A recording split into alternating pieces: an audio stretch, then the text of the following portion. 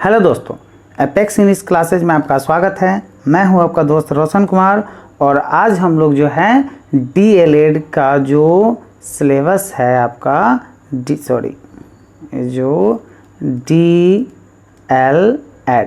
DLED से 75 question पूछेगा आपको प्रधान शिक्षक के एग्ज़ाम में। ओके, तो प्रधान शिक्षक के एग्ज़ाम जो 7 जुलाई को होने वाली है, ठीक है, 7 जुलाई को होने वाली है, इसमें आपको जो है पूछा जाएगा। ओके, तो DLED का टोटल यूनिट जो है, ओके, टोटल चैप्टर कितना पढ़ना है हम लोगों को? 8 पढ़ना है, जिसमें 3 हम आपको जो है पहले ही पढ़ा चुके हैं, पहले डिस्कशन करवा चुके हैं। और यह जो है आपका यूनिट 4 है। यह कौन सा यूनिट है दोस्तों? ये यूनिट 4 है। आप पहले वाले यूनिट अगर नहीं देखे होइएगा तो मेरा YouTube channel Apex English classes by Roshan sir, वहाँ पे जाइएगा, प्लेलिस्ट में जाइएगा, प्लेलिस्ट में प्रधान शिक्षक के नाम से प्लेलिस्ट बना हुआ है, उसमें जाके आपको unit 1, unit 2, unit 3, okay, unit 4 total मिल जाएगा। और आपका जो 150 नंबर का जो सेट प्रैक्टिस होता है, वह सेट प्रैक्टिस भी मैंने करवाया है, ठीक है। ओके, तो उसको भी जाके आप देख लीजिएगा। ये सब अगर कर लेते हैं तो यकीन मानिए दोस्तों, आप जो BPSC जो एग्ज़ाम लेने वाली है प्रधान शिक्षक का, उसमें 125 मार्क्स आप गेन कर सकते हैं। ओके, इसमें समसामयिकी, ओके, भूगोल, फिजिक्स, केमिस्ट्री, बायो, टोटल चीज़ आपको जो है इसमें से डिस्कशन मिलेगा। ओके, चलिए चैनल को सब्सक्राइब कर लीजिएगा। सब्सक्राइब करने से फ़ायदा ये होता है कि जब भी मैं वीडियो डालूंगा आपको नोटिफिकेशन यूट्यूब दे देगा और उसके माध्यम से आप इस वीडियो को क्या कर सकते हैं? देख सकते हैं, वॉच कर सकते हैं। ओके, और अपने प्रधान शिक्षक की तैयारी अच्छे से कर सकते हैं। ओके, जितने भी ग्रुप होगा आपका टीचर्स वाला ग्रुप, उस सारे टीचर्स वाले ग्रुप में क्या कीजिएगा? आप इसको शेयर कीजिएगा, ठीक है। चलिए पहला क्वेश्चन हम लोग देखते हैं। निम्नलिखित में से स्वर्ण आयु गोल्डन एज किसको कहा जाता है? ओके, एक मनुष्य, एक आदमी के जीवन में बहुत सारे एज आते हैं, उनमें से ऐसा कौन सा एज है, ओके, जो गोल्डन एज, स्वर्ण आयु कहा जाता है, सबसे इम्पोर्टेंट एज होता है? तो वह होता है दोस्तों आपको किशोरावस्था। किशोरावस्था, एडोलेस्केंस इसको अंग्रेजी में बोलते हैं। ओके, यह जो अवस्था होता है यह गोल्डन एज होता है। ओके, किसी भी मनुष्य का जो गोल्डन एज होता है किशोरावस्था होता है। किशोरावस्था 12 वर्ष से लेके और 17 वर्ष तक रहता है। ओके, यह जो है एनर्जी का इसमें जो है बहुत ज़्यादा जो है समावेश रहता है, बच्चों में बहुत एनर्जी रहता है, ठीक है। इस समय बच्चे जो है थोड़ा सा क्या होते हैं, अपनी मनमौजी तरीके के हो जाते हैं। इसको डांटिएगा उठिएगा तो बहुत ये उल्टा सीधा जवाब आपको मुँह लगा दे देगा, तो इसके लिए जो है परेशान होने की जो आवश्यकता नहीं है, ये एज ही ऐसा होता है, ठीक है। चलिए, तो आंसर क्या होगा दोस्तों? किशोरावस्था को हम लोग क्या कहते हैं? स्वर्ण आयु, गोल्डन एज कहते हैं। ओके, चलिए नेक्स्ट क्वेश्चन। बाल्यावस्था, चाइल्डहुड का प्रारंभ होता है। चाइल्डहुड जो बाल्यावस्था है उसका प्रारंभ कब होता है? तो 3 वर्ष की अवस्था में क्या होता है? बाल्यावस्था प्रारंभ हो जाता है। ओके, कब प्रारंभ होता है? 3 वर्ष का जब बालक होता है या बालिका होती है तो उसका बाल्यावस्था शुरू हो जाता है, ठीक है। 3rd नंबर क्वेश्चन, शैशवावस्था, इन्फेंसी में शिशु निम्न में से क्या सीखता है? ओके, तो शैशवावस्था में बच्चा क्या सीख सकता है? तो वह खेलना सीखता है, ठीक है। क्या सीखता है? खेलना सीखता है। श्वसन सीखने की चीज़ नहीं है, वह स्वतः प्रक्रिया होती रहती है। चलना नहीं सीखता है, हंसना नहीं सीखता है, वो खेलना सीख जाता है। ओके, शैशवावस्था में खूब जो है पैर हाथ भाजेगा, ठीक है, ये सब करेगा। चलिए नेक्स्ट क्वेश्चन हम लोग देखते हैं। गर्भित रजकन, फर्टिलाइज्ड ओवम को कहते हैं। जो फर्टिलाइज्ड ओवम हो गया है, गर्भित रजकन, उसको क्या कहते हैं? तो उसको कहते हैं युग्मनज कहते हैं। आंसर क्या होगा? बी नंबर, युग्मनज। उसको क्या कहते हैं? युग्मनज। गर्भित रजकन को, फर्टिलाइज्ड ओवम को कहते हैं युग्मनज, ठीक है। शिक्षण अधिगम प्रक्रिया में शिक्षक की भूमिका होती है। शिक्षक शिक्षण अधिगम प्रक्रिया में जो शिक्षक की भूमिका होती है वो होती है दोस्तों ज्ञान प्रसारक के रूप में होती है, फैसिलिटेटर के रूप में होती है। ओके, ए और बी दोनों, ओके, ए और बी दोनों उपयुक्त सभी, मतलब सब होगा, ए होगा, ए होगा, ए होगा। इसका ऑप्शन जो है ठीक से बनाया नहीं है, ठीक है। आंसर क्या होगा? सब बस इतना ही समझिए कि ज्ञान प्रसारक के रूप में भी होता है और फैसिलिटेटर के रूप में भी होता है। अगर ए और बी होगा तो ए और बी इसमें दिया हुआ है, उपयुक्त सभी में ए बी सी, तो ये तो सब हो जाएगा ना टोटल। आंसर क्या होगा? डी नंबर, ठीक है। ऑप्शन ठीक से बनाया नहीं है, चलिए कोई बात नहीं है। किशोरावस्था में बालकों के शरीर में हड्डियों की कुल संख्या होती है। ओके, किशोरावस्था जब बच्चा किशोर हो जाता है, एडोलेस्केंस हो जाता है, 12 वर्ष से 17 वर्ष के बीच में रहता है, तो उसमें हड्डियों की संख्या कितनी रहती है? तो हड्डियों की संख्या दोस्तों रहती है आपको 2 से 6। आंसर क्या होगा? B number. ओके, चलिए नेक्स्ट क्वेश्चन हम लोग देखते हैं। बालकों में हड्डियों के बड़े होने की प्रक्रिया को कहते हैं। तो बालकों में हड्डियों, जैसे बालक है उसमें हड्डियां बड़ा होता है, जो हड्डी है वो बड़ा होता है, तो उस प्रक्रिया को क्या कहते हैं? तो उस प्रक्रिया को कहते हैं अस्थि निर्माण, ओसिफिकेशन, ठीक है, ओसिफिकेशन कहते हैं। अस्थि निर्माण को क्या बोलते हैं? ओसिफिकेशन। आंसर क्या होगा? ए नंबर। आंसर क्या होगा? ए। ओके, जन्म के 5 वर्ष बाद बालक की औसत लंबाई क्या होती है? तो जन्म से 5 वर्ष बाद बालक की जो औसत लंबाई होती है वो होती है दोस्तों 32 से 34 इंच। ओके, कितना होता है? 32 से 34 इंच, लगभग 3 फुट के करीब रहता है। ओके, 5 वर्ष का बच्चा 5 वर्ष तक, ठीक है। चलिए नेक्स्ट क्वेश्चन 9 नंबर। किस आयु तक शरीर के विभिन्न अंगों का अनुपात वैक्स व्यक्ति की भांति हो जाता है? तो ये हो जाता है दोस्तों 17 वर्ष की आयु में जो बच्चा होता है, जो किशोर होते हैं, उसके शरीर के विभिन्न अंगों का अनुपात वयस्क जो नौजवान व्यक्ति होता है उसके भांति हो जाता है। ओके, चलिए 10 नंबर क्वेश्चन। जन्म के समय जो शिशु होता है वो क्या होता है? असामाजिक होता है कि सामाजिक होता है? ओके, कि ए और बी दोनों या उदासीन होता है? ओके, तो जन्म के समय शिशु अब जन्म ले रहा है तो वो सामाजिक, असामाजिक या उदासीन न्यूट्रल रहता है। वो क्या जानने गया जो है समाज के बारे में जन्म के समय, ठीक है। चलिए नेक्स्ट क्वेश्चन हम लोग देखते हैं।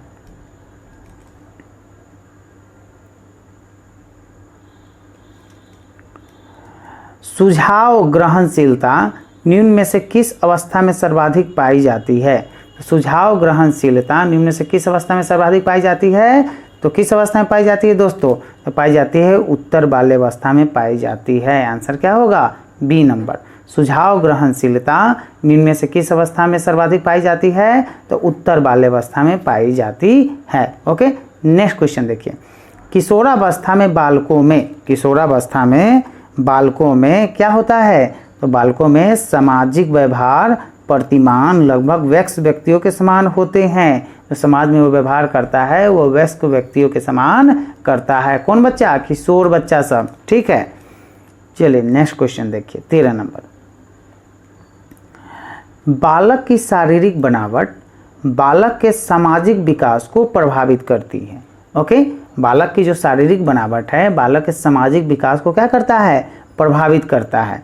यह बात क्या है? सत्य है, ठीक है। आंसर क्या होगा? ए नंबर, ठीक है। अब शरीर की बनावट जिस प्रकार से होगा उसी प्रकार से उसका सामाजिक विकास होगा और वह प्रभावित होगा। मान के चलिए अगर बच्चा जो है उसका बहिर हो गया, अब सुना ही नहीं देता है, तो अब क्या कीजिएगा? आप सामाजिक उसका विकास प्रभावित होगा। बालक की जिज्ञासा क्यूरियोसिटी निम्न में से कहलाती है। क्या कहलाती है? तो कहलाती है दोस्तों भाव, फीलिंग कहलाती है। आंसर क्या होगा?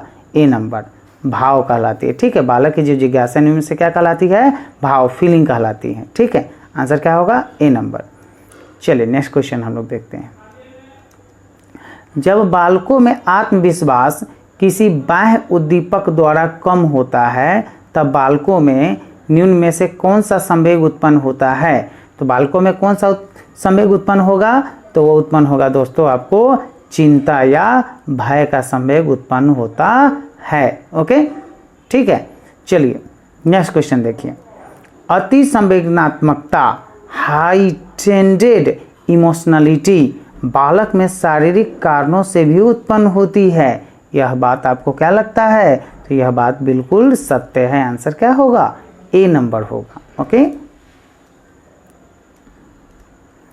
फ्रायड के मनोविश्लेषणात्मक सिद्धांत के अनुसार बालक किस आधार पर नैतिक व्यवहार को सीखते हैं?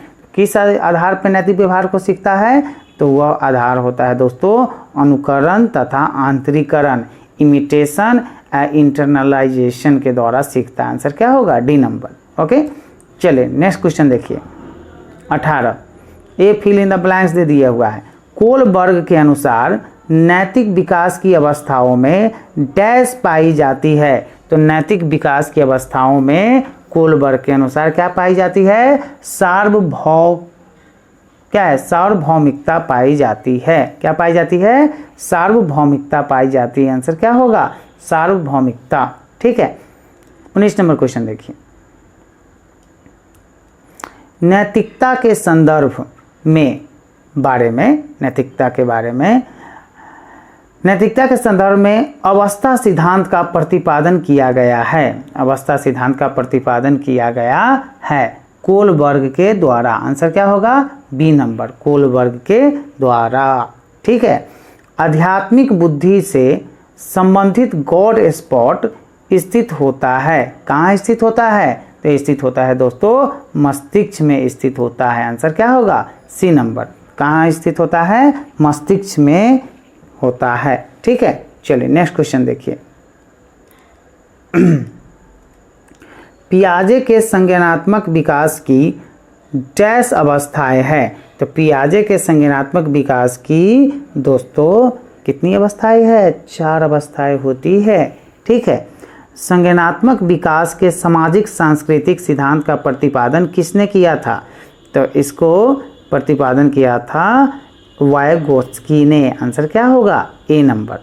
ओके, चलिए नेक्स्ट क्वेश्चन हम लोग देखते हैं।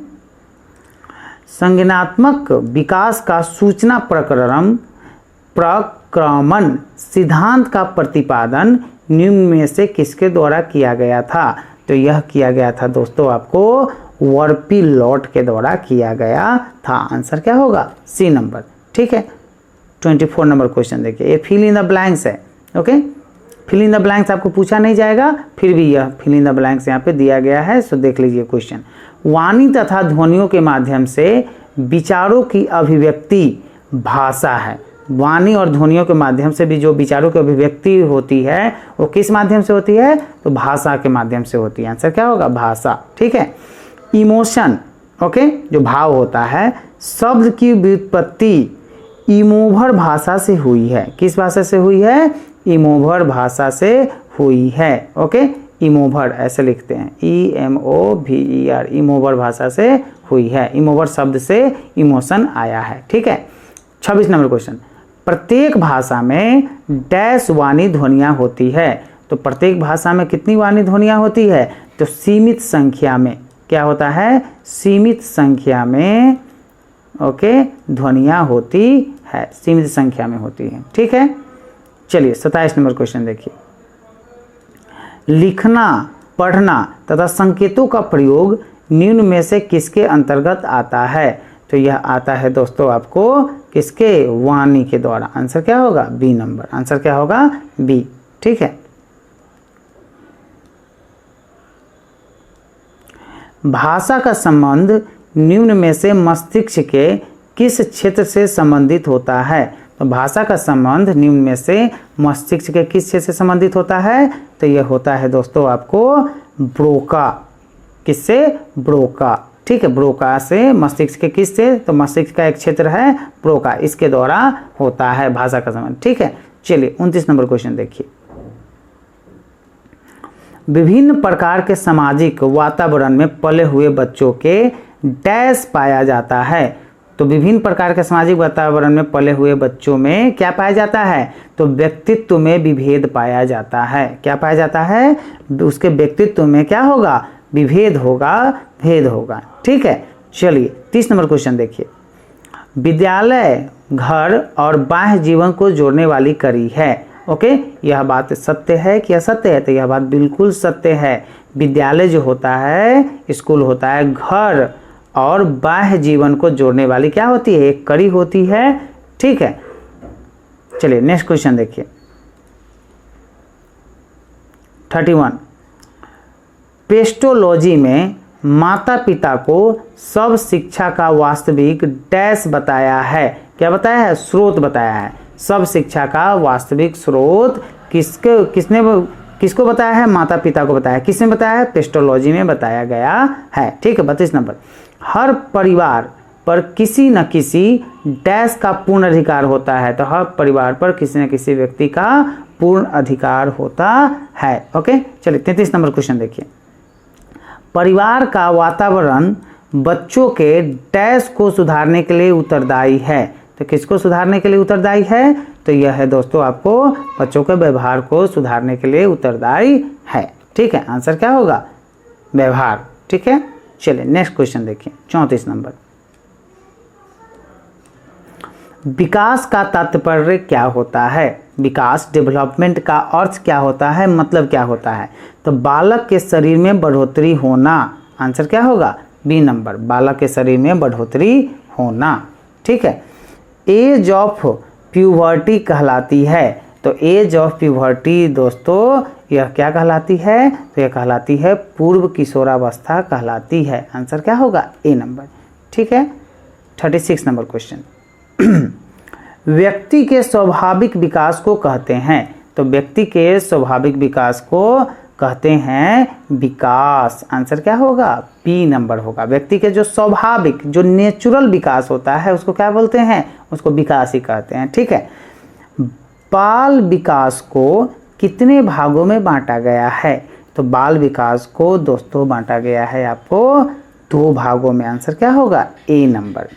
बालक के विकास की प्रक्रिया एवं विकास की शुरुआत होती है। ओके, तो बालक के जो विकास होता है उसकी जो प्रक्रिया होती है और विकास की जो शुरुआत होती है वह कब से होती है? तो ये होती है दोस्तों आपको बालक के विकास की प्रक्रिया जन्म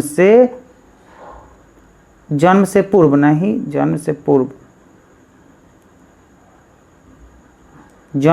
पूर्व। आंसर क्या होगा? जन्म से पूर्व से ही उसका क्या होता है? बालक के विकास की प्रक्रिया, विकास की शुरुआत हो जाती है। ठीक है, आंसर क्या होगा? ए नंबर। गर्भ में ही रहता है तभी उसका विकास शुरू हो जाता है बच्चे का। चलिए, विकास के परिणाम स्वरूप व्यक्ति की नवीन विशेषताएं और नवीन योग्यताएं प्रकट होती है। यह कथन किसका है? कौन सा कथन? विकास के परिणाम स्वरूप व्यक्ति की नवीन मतलब नया विशेषताएं और नवीन योग्यताएं प्रकट होती है। यह कथन किसका है? तो यह कथन दोस्तों है हॉलॉक नामक मनोवैज्ञानिक का। आंसर क्या होगा? ए नंबर।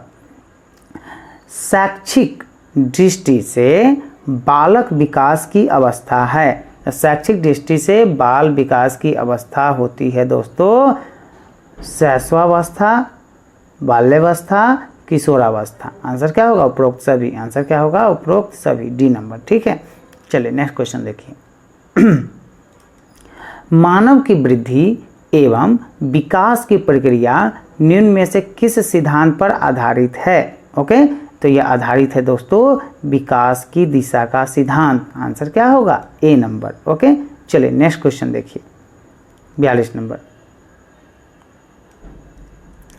वंशानुक्रम माता पिता से संतान को प्राप्त होने वाले गुणों का नाम है। ओके, वंशानुक्रम किससे प्राप्त होता है? तो माता पिता से संतान को प्राप्त होने वाले गुणों का नाम है। यह परिभाषा किसकी है? तो यह परिभाषा है आपको, इनमें तो ये नहीं, वुडवर्थ की नहीं है, रूथ वेलिट की भी नहीं है, गैरिट की भी नहीं है। इनमें से कोई आंसर क्या होगा? D number. इसमें से किसी की नहीं है। वंशानुक्रम से संबंधित चूहों पर प्रयोग किए गए। ओके, वंशानुक्रम से संबंधित चूहों पर प्रयोग किए गए। किसके द्वारा प्रयोग किए गए? तो यह प्रयोग किया गया था किस पे? मेंडल ने किया था वंशानुक्रम से। ठीक है, चलिए आंसर क्या होगा? सी।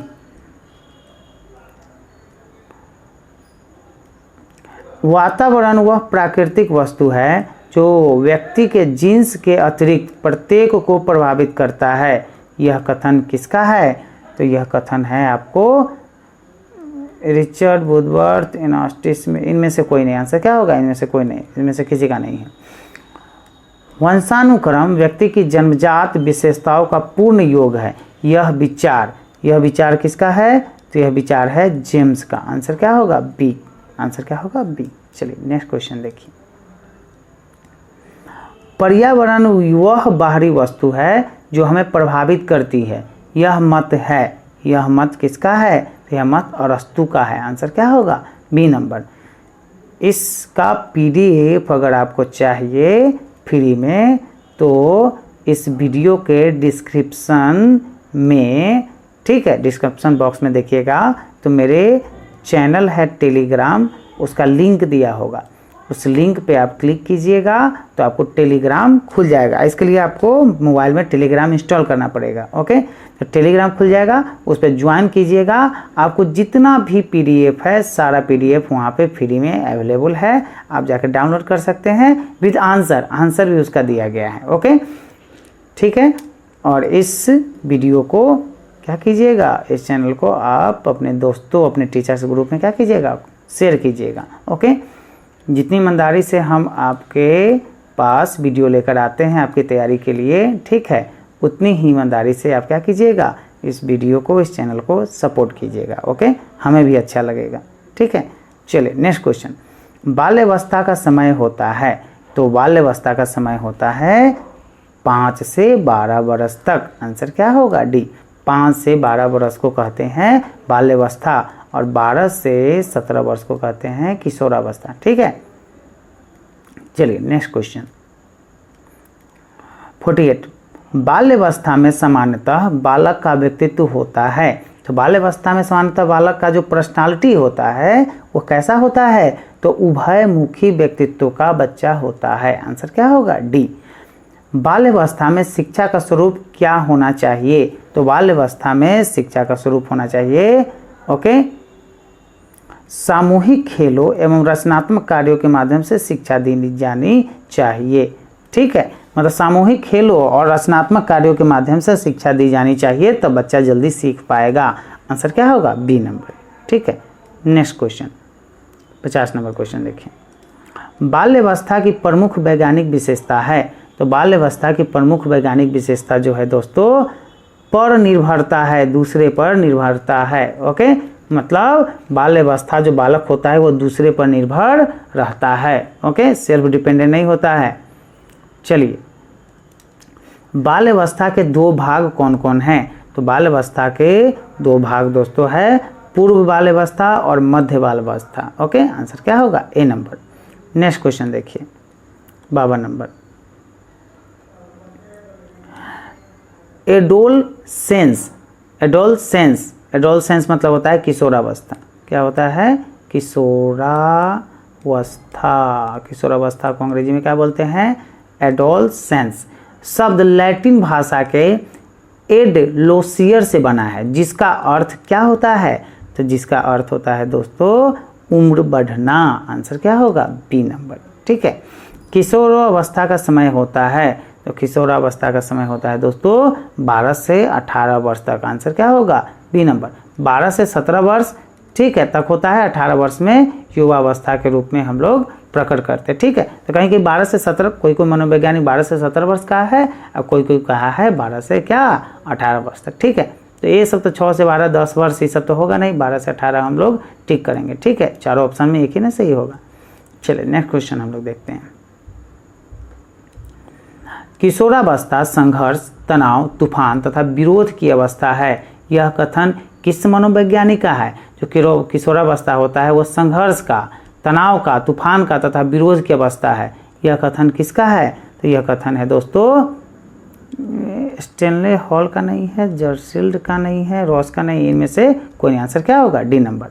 किशोरावस्था की विशेषताओं को सर्वोत्तम रूप से व्यक्त करने वाला एक शब्द क्या है? तो एक शब्द है कौन सा? परिवर्तन। आंसर क्या होगा? पी। ओके, चलिए नेक्स्ट क्वेश्चन। किशोरावस्था प्राप्त हो जाने पर निम्न में से कौन सा गुण बालक में नहीं आता है? तो कौन सा गुण बालक में नहीं आता है? तो गुण है अधिक समायोजन का, काम की प्रवृत्ति का अधिकतम नहीं, कल्पनाशीलता नहीं। इनमें से कोई आंसर क्या होगा? इनमें से कोई नहीं। ओके, नेक्स्ट क्वेश्चन, किशोरावस्था में बालक के सामाजिकता के विकास के संदर्भ में कौन सा कथन सत्य है? ओके, तो वे अपनी इच्छानुसार कपड़े पहनना चाहते हैं। आंसर क्या होगा? B number. ओके, आपके अनुसार नहीं पहनेंगे, वे अपनी इच्छानुसार कपड़ा पहनना चाहेगा। चलिए,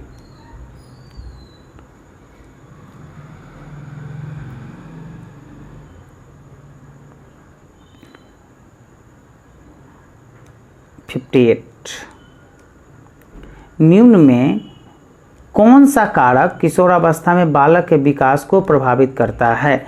तो बालक के विकास को प्रभावित करता है दोस्तों आपको कौन सा? वंशानुक्रम प्रभावित करता है। आंसर क्या होगा? B number. ठीक है, आंसर क्या होगा? बी। किशोरावस्था जीवन का सबसे कठिन काल है, यह कथन किसका है? तो यह कथन है दोस्तों आपको किलपैट्रिक का। किसका कथन है? किलपैट्रिक का। आंसर क्या होगा? ए नंबर।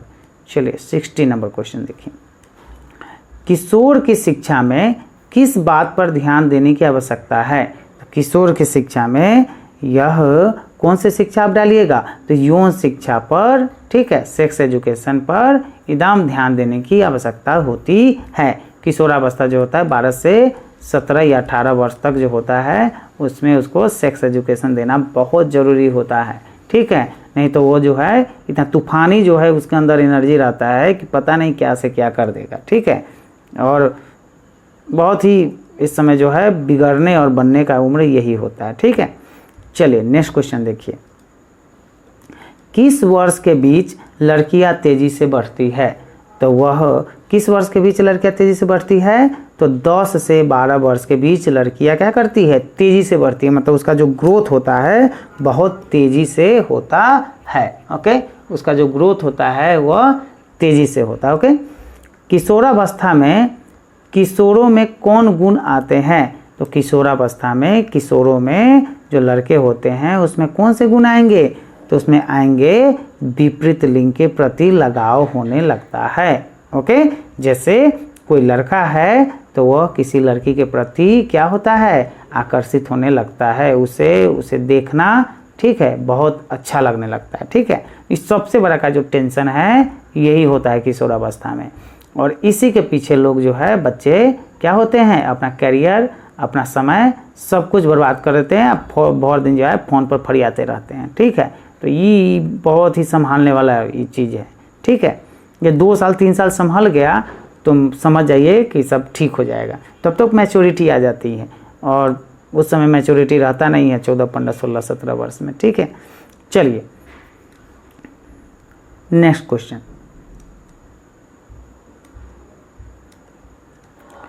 किस अवस्था को यौवन एवं बाल्यावस्था के मध्य पड़ने वाला संधि काल कहा जाता है? ओके, यौवन और बाल्यावस्था के बीच में कौन आता है? तो आता है शैशवावस्था। कौन आता है? शैशवावस्था। ओके,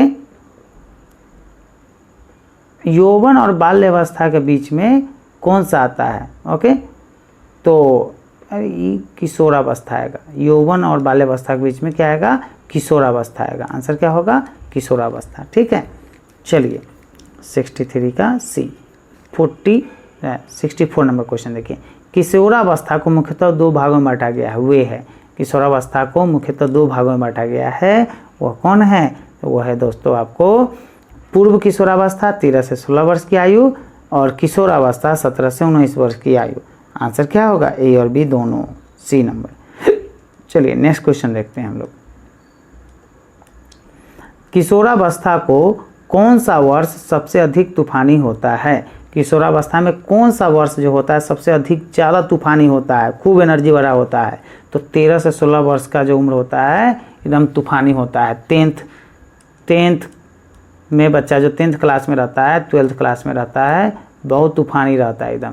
ठीक है, चलिए नेक्स्ट क्वेश्चन देखिए, बालक की वृद्धि रुक जाती है। बालक की वृद्धि रुक जाती है, कब रुक जाती है? तो शारीरिक परिपक्वता प्राप्त करने के बाद बालक की वृद्धि क्या हो जाती है? रुक जाती है। आंसर क्या होगा? ए नंबर। नेक्स्ट क्वेश्चन देखिए, दो बालक में समान मानसिक योग्यताएं नहीं होती, यह कथन है। यह कथन किसका है कि दो बालकों में समान मानसिक योग्यताएं मतलब समान बुद्धि नहीं होता है। यह कथन किसका है? तो क्रो एंड क्रो का यह कथन है। ठीक है, ये भी मनोवैज्ञानिक थे, इसका कथन है। ऐसे बालक जो सामान्य बालकों से शारीरिक, मानसिक अथवा संवेदनात्मक दृष्टि से पर्याप्त भिन्न होते हैं उन्हें कहते हैं, उन्हें क्या कहते हैं? तो उन्हें कहते हैं मंदबुद्धि बालक। आंसर क्या होगा? C number. आंसर क्या होगा? सी, मंदबुद्धि बालक कहलाएगा। Next question 69। इमोशन का अर्थ है, इमोशन मतलब भावना, भाव का अर्थ क्या होता है? तो इसका अर्थ होता है उत्तेजित करना। उसका क्या होगा? उत्तेजित करना। ठीक है। संवेग प्रकृति का हृदय है, यह कथन किसने कहा है? किसने, किस मनोवैज्ञानिक ने कहा है? तो यह कथन है गेरस का। आंसर क्या होगा? सी। व्यक्तिगतता भिन्नता का प्रमुख आधार है, इसका प्रमुख आधार कौन है? रुचि है। आंसर क्या होगा? B number. ठीक है। 72 नंबर। अधिगम का अभिप्राय है, तो अधिगम का अभिप्राय है दोस्तों पढ़ना। ठीक है, सॉरी, अधिगम का होता है सीखना। क्या होता है? सीखना, सीखने को। अधिगम मतलब लर्निंग, लर्निंग मतलब सीखना। ओके, अधिगम का अभिप्राय क्या होता है? सीखना। ओके, चलिए नेक्स्ट क्वेश्चन। सीखने के कौन से प्रकार है? तो सीखने के कौन से प्रकार होते हैं? तो निर्देशात्मक प्रकार होते हैं। आंसर क्या होगा? बी। ठीक है। अधिगम एक प्रक्रिया है जिसकी विशेषता है, तो अधिगम की विशेषता क्या होती है? अधिगम की विशेषता होती है सीखना। आंसर क्या होगा? ए। चलिए नेक्स्ट क्वेश्चन 75। निम्न में से कौन सा कारक अधिगम को प्रभावित करता है? तो कौन सा कारक जो है अधिगम सीखने की प्रक्रिया को क्या करता है? बाधित करता है। ओके, तो वो बाधित करता है संवेदनात्मक दशा। ओके, आंसर क्या होगा? सी। जैसे क्रोध हो गया, खुशी हो गया, ठीक है, चिड़चिड़ापन हो गया, इसको संवेदनात्मक दशा कहते हैं। यह सीखने की प्रक्रिया को क्या करता है? अधिगम को प्रभावित करता है। ठीक है।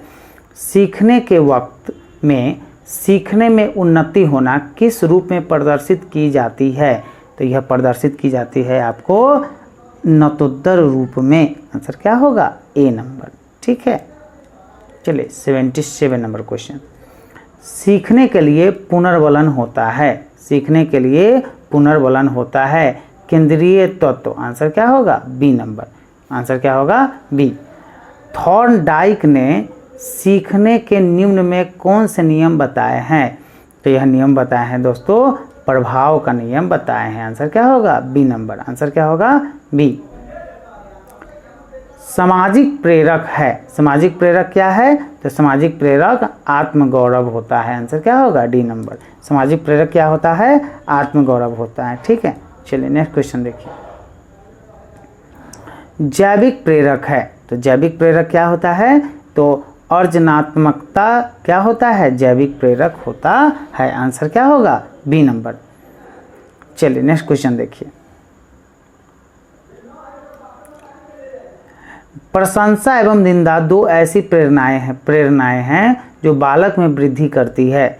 बालक में वृद्धि क्या करती है? अनुशासन की यह बालक में वृद्धि करती है। बुद्धि कार्य करने की एक विधि है, यह कथन किसने दिया है? यह कथन किसका है? तो यह कथन है दोस्तों आपको टर्मन का। ओके, आंसर क्या होगा? बी। चलिए नेक्स्ट क्वेश्चन देखिए। बुद्धि पहचानने तथा सीखने की शक्ति है, यह कथन किसका है? तो यह कथन दोस्तों है आपका किसका? गॉल्टन का। आंसर क्या होगा? B number. आंसर क्या होगा? बी, गॉल्टन का।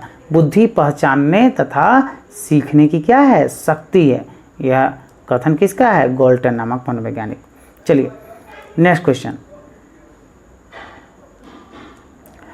अमूर्त वस्तुओं के विषय में सोचने की योग्यता बुद्धि है, यह कथन है। यह कथन किसका है? यह कथन है दोस्तों आपको ह्यूमन का। आंसर क्या होगा? बी नंबर, ह्यूमन का है। अमूर्त वस्तु, जैसे किसी बच्चे को हम बॉल दिखाएंगे, गेंद दिखाएंगे और कहेंगे कि बउआ क्या है? ये गेंद है, यह गोला है, ओके, ये स्फेयर है। तो चलिए ठीक है, अच्छी बात है। लेकिन अब स्फेयर दिखा दिए, अब जब हम बात करेंगे कि गोला जो है वह गोल होता है, तो बच्चे के दिमाग में आएगा ओ गोला दिखाए थे मास्टर साहब एक दिन, अच्छा ठीक है ऐसे होता है। तो उसको बोलते हैं अमूर्त वस्तु, जिसको हम सिर्फ शब्दों के माध्यम से बोलते हैं, उसका मूर्त रूप, उसका जो असली रूप रहता नहीं है। ओके, लिखल रहेगा गोला, ठीक है। तो बच्चा मतलब गोला पढ़कर समझ जाएगा कि अच्छा अच्छा कैसे क्या बात कर रहे हैं। 85 बुद्धि के प्रकार है। बुद्धि के कौन कौन प्रकार है? तो अमूर्त बुद्धि जो है बुद्धि के क्या है? प्रकार है। ओके, चलिए नेक्स्ट क्वेश्चन देखिए।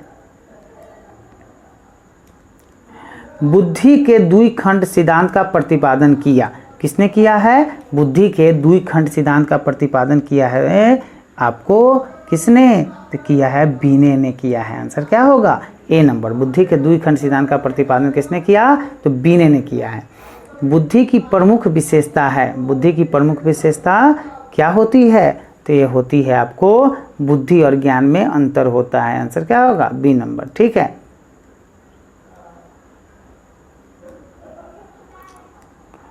बुद्धि के बहुकारक सिद्धांत के प्रतिपादक थे। तो बुद्धि के बहुकारक सिद्धांत के प्रतिपादक कौन थे? तो यह थे आपको बीने थे। आंसर क्या होगा? डी। 25 से 46 बुद्धि लब्धि बालक किस श्रेणी के अंतर्गत आते हैं? तो यह आते हैं आपको मूर्ख बालक कहलाते हैं। 25 से आईक्यू लेवल जो है किसी का क्या होगा? 25 से 46 होगा, तो किस श्रेणी में आएगा? मूर्ख बालक में आएगा। आंसर क्या होगा? मूर्ख बालक, बी। अति प्रतिभावान बालकों का बुद्धि लब्धिमान होता है। तो अति प्रतिभावान बालकों का बुद्धि लब्धिमान होता है, क्या होता है? 130 से 140 के मध्य होता है। 130 से 140 के मध्य जिसकी बुद्धि लब्धि होगी, जिसका आईक्यू होगा, उसको क्या माना जाएगा? बहुत ज़्यादा जीनियस विद्यार्थी माना जाएगा। आंसर क्या होगा? 130 से 140। चलिए 91 नंबर क्वेश्चन देखिए। टर्मन के अनुसार, टर्मन एक व्यक्ति थे, ठीक है, एक मनोवैज्ञानिक थे। तो टर्मन के अनुसार प्रतिभाशाली व्यक्ति की बुद्धि लब्धि कितने से अधिक होती है? तो यह प्रतिभाशाली व्यक्ति की जो बुद्धि लब्धि होती है वह 100 से अधिक होती है। आंसर क्या होगा? B number. ओके, 92 नंबर देखिए। बुद्धि को मापने के लिए बुद्धि लब्धि आईक्यू का आविष्कार किसने किया था? तो आईक्यू का आविष्कार किया था आपको राइस ने। आंसर क्या होगा? ए नंबर। ओके, चलिए नेक्स्ट क्वेश्चन 93 नंबर। व्यक्तित्व अस्थायी समायोजन है। व्यक्तित्व जो होता है, पर्सनालिटी जो होता है, वो अस्थायी समायोजन है। ओके, किसके साथ? तो यह है नवीन परिस्थितियों के साथ। आंसर क्या होगा? बी। ओके, पर्सनालिटी शब्द की उत्पत्ति हुई है। पर्सनालिटी शब्द की उत्पत्ति कहाँ से हुई है? ओके, तो ये हुई है दोस्तों आपको किससे? लैटिन भाषा से हुई है। किससे हुई है? लैटिन भाषा से। आंसर क्या होगा? बी। चलिए नेक्स्ट क्वेश्चन।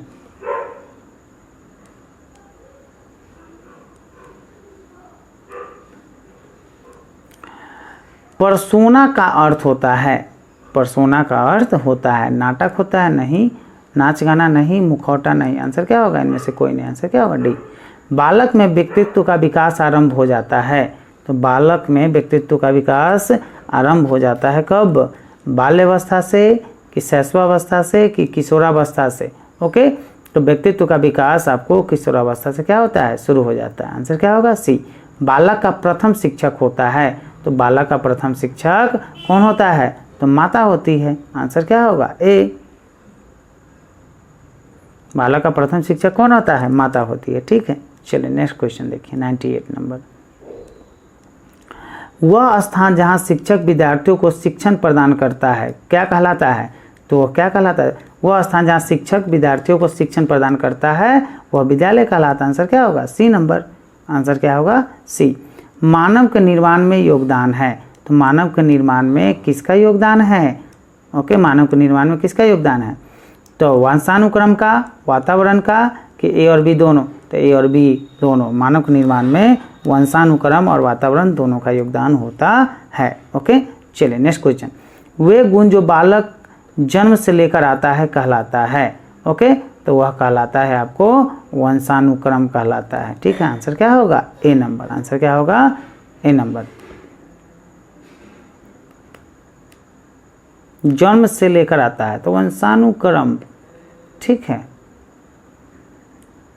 चल 101 नंबर। शिक्षा को सर्वोत्कृष्ट रूप में परिभाषित किया जा सकता है। कैसे परिभाषित किया जा सकता है? शिक्षा को सर्वोत्कृष्ट, सबसे अच्छा रूप में परिभाषित किया जा सकता है। कैसे? तो एक ऐसी प्रक्रिया के रूप में जो दूसरे व्यक्तियों में परिवर्तन लाती है, इस रूप में। आंसर क्या होगा? D number. शिक्षा को परिभाषित किया जाता है। कैसे परिभाषित किया जाता है? तो अनुभवों के द्वारा होने वाले ज्ञान बुद्धि वृद्धि के रूप में। आंसर क्या होगा? D number. ठीक है, नेक्स्ट क्वेश्चन देखिए। शिक्षा के उद्देश्य का मूलभूत स्रोत है। शिक्षा के उद्देश्य का मूलभूत स्रोत दोस्तों है मानव अनुभव। आंसर क्या होगा? ए। शिक्षा के लक्ष्यों के निर्धारण में प्राथमिक दायित्व का निर्वाह किया जाना चाहिए। प्राथमिक दायित्व का निर्वाह किया चाहिए समाज को। आंसर क्या होगा? D number. ठीक है, 105 नंबर क्वेश्चन। किसी विषय विशेष के लिए उद्देश्यों का निर्धारण किया जाना चाहिए। ओके, तो यह किया जाना चाहिए विषय वस्तु एवं कक्षा में संपन्न होने वाली क्रियाओं के द्वारा। आंसर क्या होगा? D number. शिक्षा का वास्तविक लक्ष्य होना चाहिए। तो शिक्षा का वास्तविक लक्ष्य होना चाहिए कौशलों, आदतों तथा ज्ञान की प्राप्ति करना। आंसर क्या होगा? B number. ठीक है, चलिए नेक्स्ट क्वेश्चन। आधुनिक शिक्षा के लक्ष्य के रूप में निम्नलिखित में से कौन सा पद सर्वाधिक अनुपयुक्त एवं विवादास्पद है?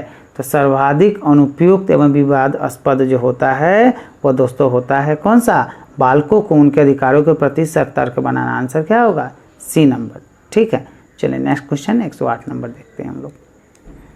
नर्सरी स्कूल का प्रमुख उद्देश्य है। तो नर्सरी स्कूल का प्रमुख उद्देश्य क्या होता है? शिशुओं की विकासात्मक आवश्यकताओं का समाधान करना। आंसर क्या होगा? ए नंबर। 109 नंबर क्वेश्चन देखिए।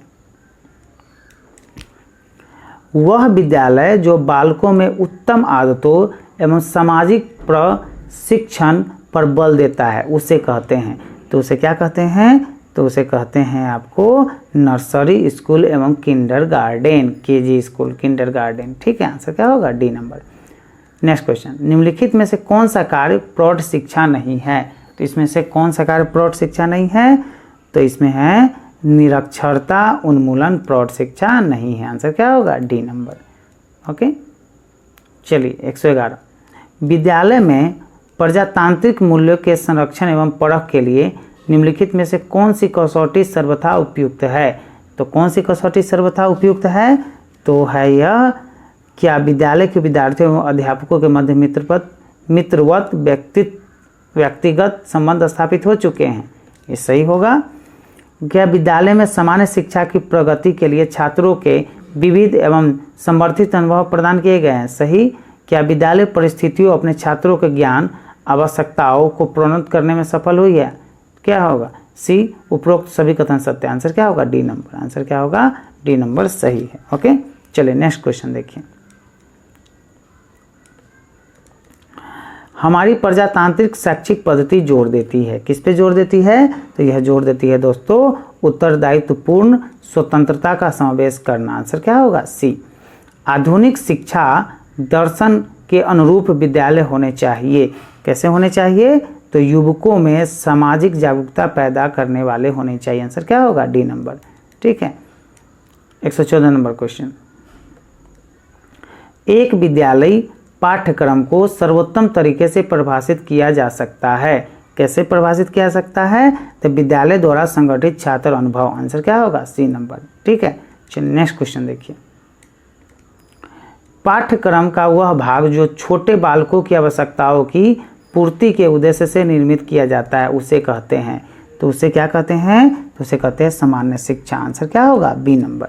ठीक है, प्रायः सामान्य शिक्षा के पाठ्यक्रम के संदर्भ में निम्नलिखित तर्क प्रस्तुत किया जाता है। क्या तर्क प्रस्तुत किया जाता है? तो तर्क प्रस्तुत किया जाता है दोस्तों, छात्र को नागरिकता सामाजिक कुशलताओं का परीक्षण प्राप्त किया जाए। ओके, आंसर क्या होगा? सी। आंसर क्या? सी। चलिए नेक्स्ट क्वेश्चन 117। वर्तमान समय में सोशल स्टडीज शब्द का तात्पर्य है। तो सोशल स्टडीज समाज मतलब शब्द का जो तात्पर्य होता है, मतलब होता है, वह होता है एक ऐसा विषय जिसका संबंध मानव एवं उसके पारस्परिक संबंधों से है। ठीक है, आंसर क्या होगा? B number. आंसर क्या होगा? बी। चलिए नेक्स्ट क्वेश्चन 118 नंबर देखते हैं हम लोग। आधुनिक प्राथमिक कक्षाओं में अंकगणित पढ़ाने का उद्देश्य क्या है? तो अंकगणित पढ़ाने का उद्देश्य मतलब मैथ्स पढ़ाने का जो उद्देश्य है, छात्रों द्वारा व्यवहारिक समस्याओं का समाधान कराना। आंसर क्या होगा? ए। प्राथमिक स्तर के पाठ्यक्रमों, ठीक है, का झुकाव होना चाहिए। किस पे झुकाव होना चाहिए? तो ये झुकाव होना चाहिए बाल अभिवृद्धि के समग्र पक्षों की ओर। आंसर क्या होगा? डी। ठीक है, नेक्स्ट क्वेश्चन। एक प्राथमिक स्कूल की प्रथम कक्षा में केंद्रीय शिक्षण कार्य होना चाहिए। केंद्रीय शिक्षण कार्य होना चाहिए पढ़ना, रीडिंग। आंसर क्या होगा? ए। ठीक है, चलिए नेक्स्ट क्वेश्चन 121।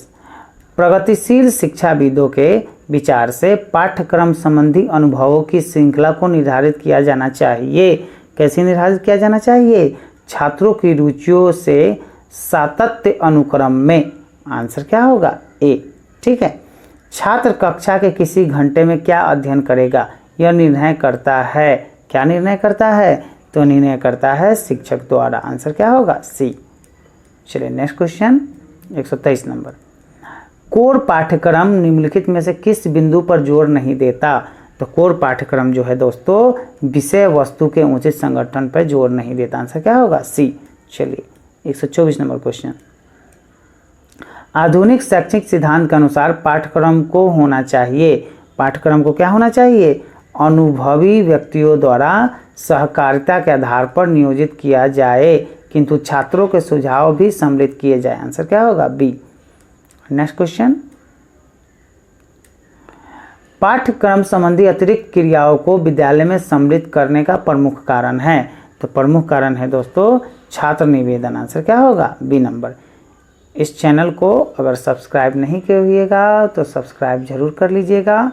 जो भी वीडियो मैं लाऊंगा वह आपको क्या नोटिफिकेशन के माध्यम से यूट्यूब में मिल जाएगा और आप उस वीडियो को आसानी से देख पाइएगा। अगर सब्सक्राइब नहीं कीजिएगा आपको नोटिफिकेशन नहीं मिलेगा और आप इस वीडियो को देखने से वंचित रह जाइएगा और जिससे आपकी तैयारी भी अच्छी तरह से नहीं हो पाएगी। ओके, अपने जितने भी टीचर्स वाले ग्रुप है सब में इसको क्या कीजिएगा? शेयर जरूर कीजिएगा पूरी ईमानदारी से।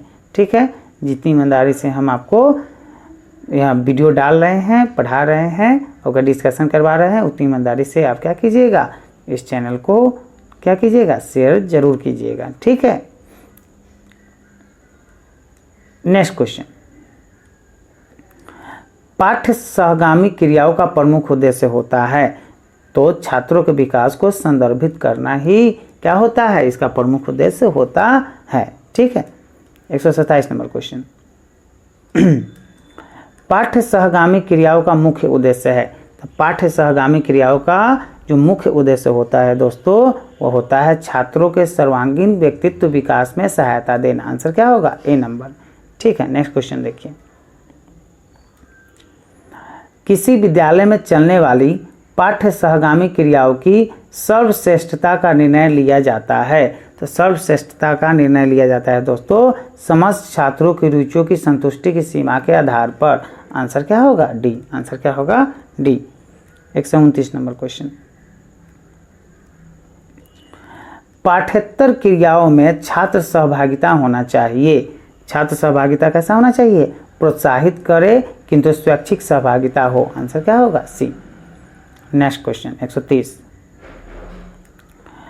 पाठ्येतर क्रियाओं का विकास होना चाहिए। पाठ्येतर क्रियाओं का विकास होना चाहिए छात्रों द्वारा अभिव्यक्त आवश्यकता एवं रुचियों के आधार पर। आंसर क्या होगा? C number. ठीक है, 131 नंबर क्वेश्चन देखिए। विद्यालय पाठ्यक्रम को नियोजित करने के लिए निम्नलिखित तथ्य पर ध्यान देना अनिवार्य है। ओके, छात्रों का लक्ष्य, उद्देश्य एवं रुचियों। आंसर क्या होगा? ए।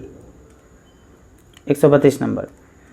एक प्राथमिक विद्यालय में निर्देशन कार्यक्रम का प्रमुख उद्देश्य होता है। तो निर्देशन कार्य का प्रमुख उद्देश्य होता है दोस्तों छात्रों के समायोजन को समुन्नत बनाना। आंसर क्या होगा? D number. आंसर क्या होगा? डी। चलिए नेक्स्ट क्वेश्चन। विद्यालय में पुस्तकालय की मुख्य उपयोगिता होनी चाहिए। मुख्य उपयोगिता क्या होनी चाहिए? तो आवश्यक सूचनाएं ग्रहण करने में। आंसर क्या होगा? डी। राष्ट्रीय मानकीकृत नियमों के अनुकूल 200 बालकों के प्राथमिक स्कूल के निर्माण में कितनी जगह की आवश्यकता होगी? तो ये आवश्यकता होगी आपको 5 एकड़ जमीन की। आंसर क्या होगा? C number. ठीक है। दृश्य श्रव्य सामग्री द्वारा जो भारतीय उद्देश्य पूर्ण किया जाता है, जो प्राथमिक उद्देश्य पूर्ण किया जाता है, ओके, क्या है? तो जो अधिगम अनुभव संबंधी विभिन्न पक्षों का स्पष्टीकरण किया जाता है। आंसर क्या होगा? D number. चलिए नेक्स्ट क्वेश्चन 136।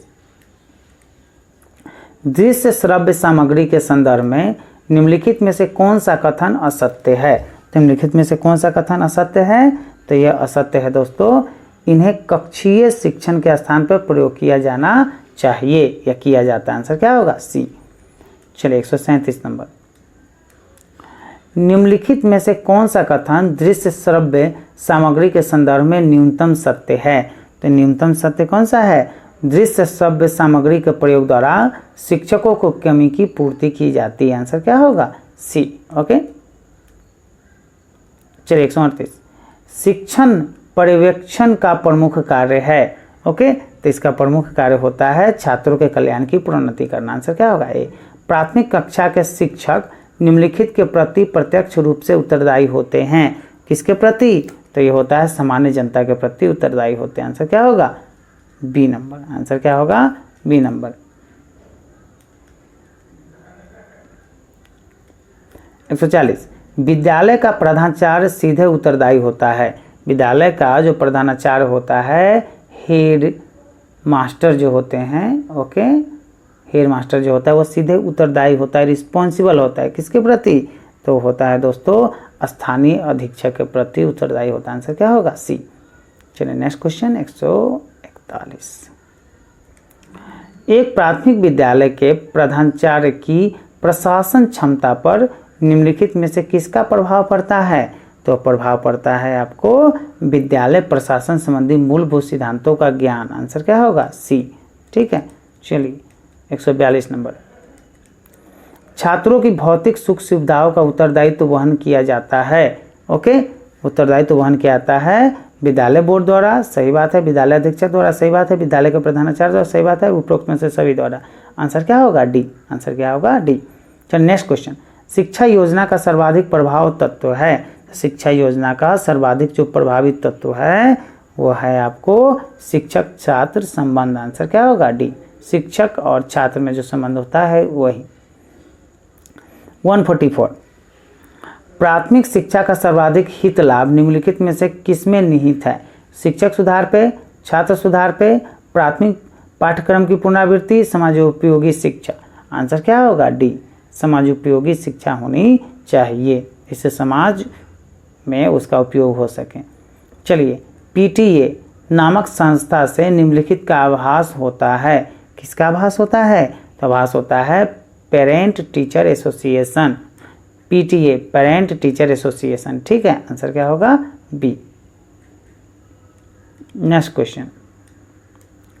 शिक्षकों की नैतिक मूल्य संहिता कोड ऑफ एथिक्स उन्हें आज्ञा प्रदान करती है। उन्हें क्या आज्ञा प्रदान करती है? शिक्षक कक्षा से बाहर राजनीति में सहभागिता करे, यह उसे क्या करती है? उन्हें आज्ञा प्रदान करती है। ओके,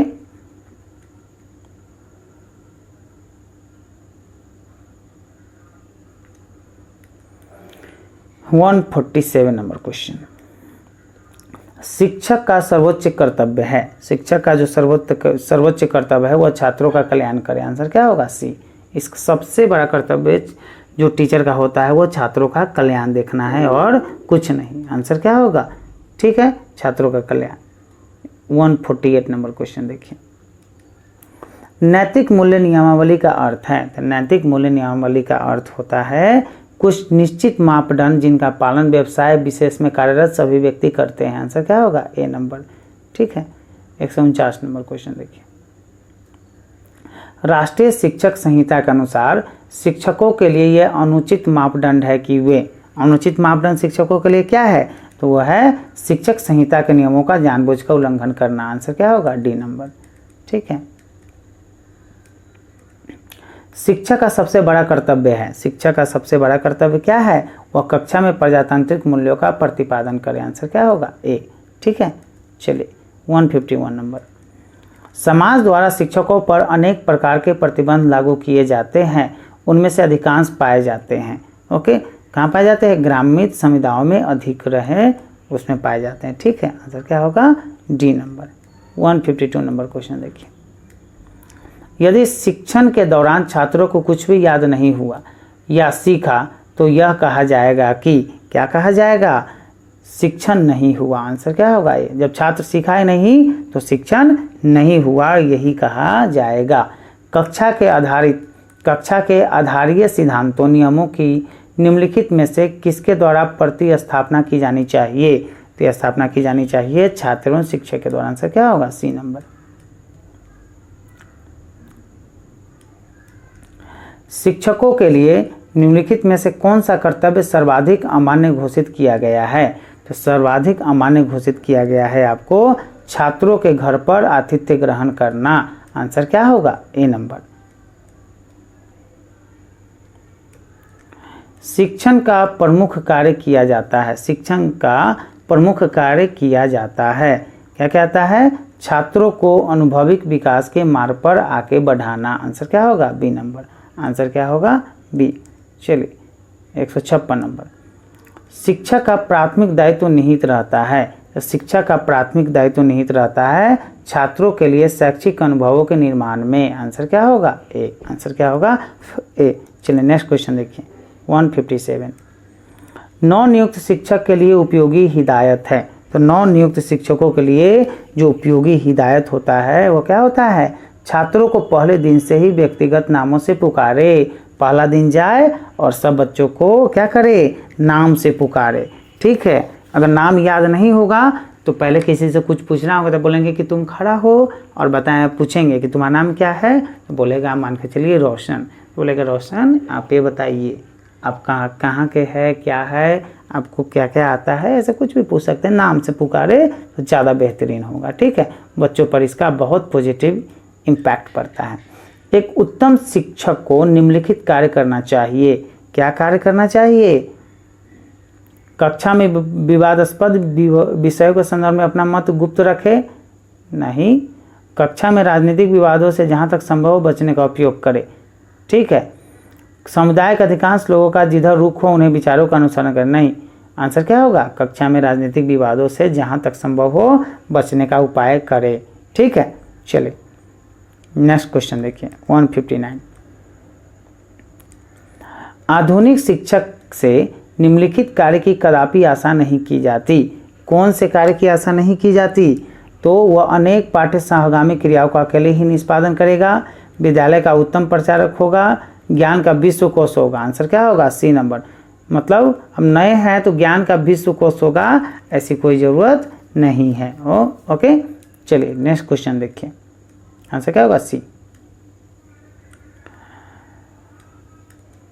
यदि एक व्यक्ति शिक्षक बनने की महत्वाकांक्षा रखता है तो उसे अपनी योजना में निम्नलिखित दर्शन का अनुसरण करना चाहिए। कौन से दर्शन का अनुसरण करना चाहिए? तो पहले स्वयं को समझो फिर कार्य करो। आंसर क्या होगा? डी। चलिए 161। प्रायः शिक्षकों के संदर्भ में ऐसा माना जाता है कि, क्या माना जाता है? तो माना जाता है वे अपने विचारों में अधिक संकुचित होते हैं। आंसर क्या होगा? C number. सामाजिक आर्थिक स्तर के सर्वेक्षण से ज्ञात होता है कि प्रायः शिक्षक आते हैं, तो प्रायः शिक्षक कहाँ से आते हैं? तो मध्यम निम्न स्तर से आते हैं। आंसर क्या होगा? C number. ठीक है। जो हाई स्तर के है वो काहे आएगा? शिक्षक की नौकरी करने। ठीक है। सभी शिक्षकों का सामूहिक रूप से मानसिक सुझाव पाया जाता है। ओके, क्या पाया जाता है? मानसिक सुझाव पाया जाता है, संकुचित एवं पुरातन। आंसर क्या होगा? D number. एक उत्तम शिक्षक की पहचान है, तो एक उत्तम शिक्षक की पहचान क्या होती है? उसे शिक्षा के उद्देश्यों का पर्याप्त ज्ञान होता है। आंसर क्या होगा? ए नंबर। चलिए नेक्स्ट क्वेश्चन देखिए। जो व्यक्ति शिक्षण व्यवसाय में प्रवेश का इच्छुक है उसके लिए सर्वोच्च अर्हता है, उसके लिए सर्वोच्च अर्हता क्या है? तो उसके लिए सर्वोच्च अर्थ है सार्वजनिक संभाषण योग्यताएं। आंसर क्या होगा? बी। शिक्षण व्यवसाय के अभ्यर्थियों का प्रायः एक दुर्बल पक्ष है। ओके, कौन सा दुर्बल पक्ष है? तो दुर्बल पक्ष है दोस्तों औसत शैक्षणिक उपलब्धि। आंसर क्या होगा? B number. चलिए नेक्स्ट क्वेश्चन 167। शिक्षकों की नियुक्ति के संदर्भ में इस तथ्य का ध्यान रखना चाहिए कि किस संदर्भ का ध्यान रखना चाहिए? शिक्षकों की कमी दूरी करना है, उत्तम नहीं, ये गलती है, उत्तम व्यक्तियों का शिक्षण व्यवसाय में चयन करना चाहिए। आंसर क्या होगा? सी। चलिए नेक्स्ट क्वेश्चन 168। शिक्षक परीक्षण संस्थाओं को अपने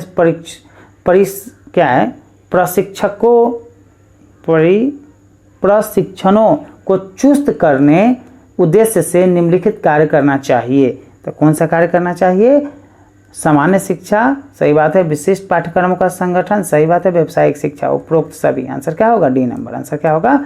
डी। ठीक है 169। शिक्षक प्रशिक्षण कार्यक्रम की सर्वोच्च दुर्बलता है कि सर्वोच्च दुर्बलता क्या है इसकी? तो सर्वोच्च दुर्बलता है इसे पर्याप्त नवीन पाठ्यक्रम से संबंधित नहीं किया गया। आंसर क्या होगा? ए नंबर। आंसर क्या होगा? ए नंबर। ठीक है 170। प्राथमिक शिक्षा स्तर पर शिक्षकों को नियुक्त किया जाना चाहिए।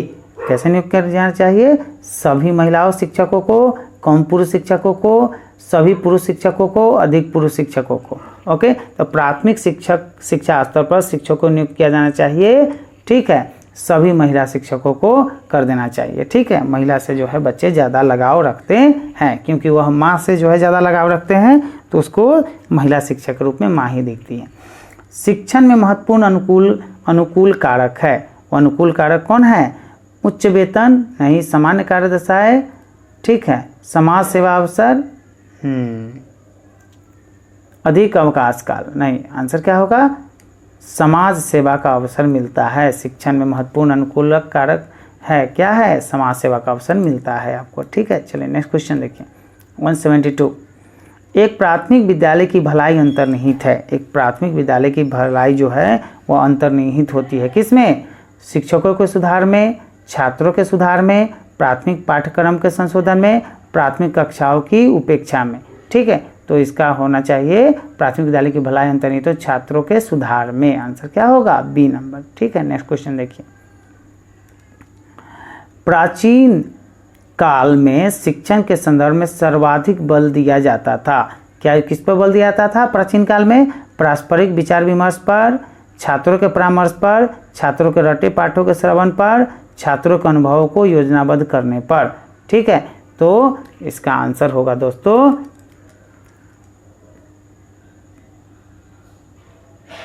छात्रों के अनुभवों को योजनाबद्ध करने पर। आंसर क्या होगा? D number. ठीक है, चलिए 174। शिक्षण में सर्वोच्च महत्वपूर्ण कारक है।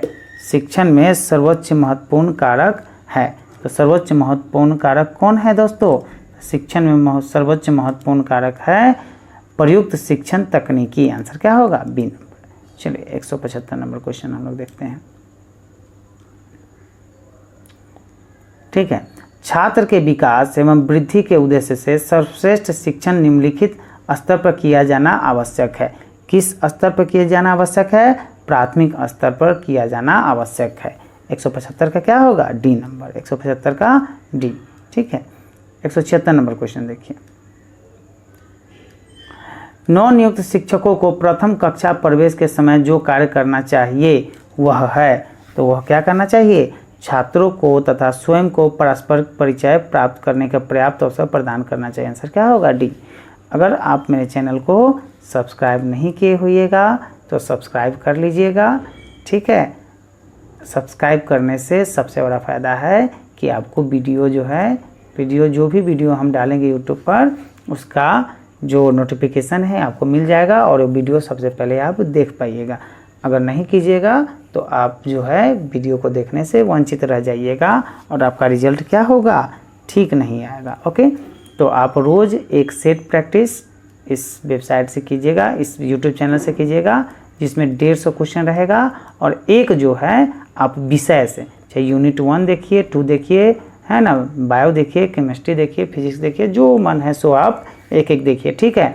यकीन मानिए जब तक 7 तारीख आएगा तब तक आपके आंखों के सामने से 10,000 क्वेश्चन के करीब गुजर गया रहेगा, ठीक है। और ये 10,000 क्वेश्चन आपको 125 प्लस मार्क्स लाने के लिए काफ़ी है, ठीक है। आप ला सकते हैं, अगर यकीन मानिए अगर आप इस पर बने रहिएगा तो ज़रूर से ज़रूर आएगा, ओके। फ्री में PDF हम अवेलेबल करवाए हुए हैं, ओके। अगर PDF इसका चाहिए आंसर सहित तो फ्री में अवेलेबल है।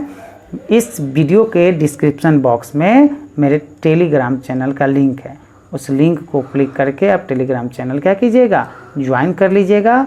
और ज्वाइन करने के बाद आपको जितना भी PDF है, ठीक है, जितने भी वीडियो मैंने बनाया है प्रधान शिक्षक का सारा PDF वहाँ उपलब्ध है, आप उससे रिवीजन कर सकते हैं, ओके। वीडियो देखने के लिए बहुत बहुत धन्यवाद। जय हिंद, जय भारत।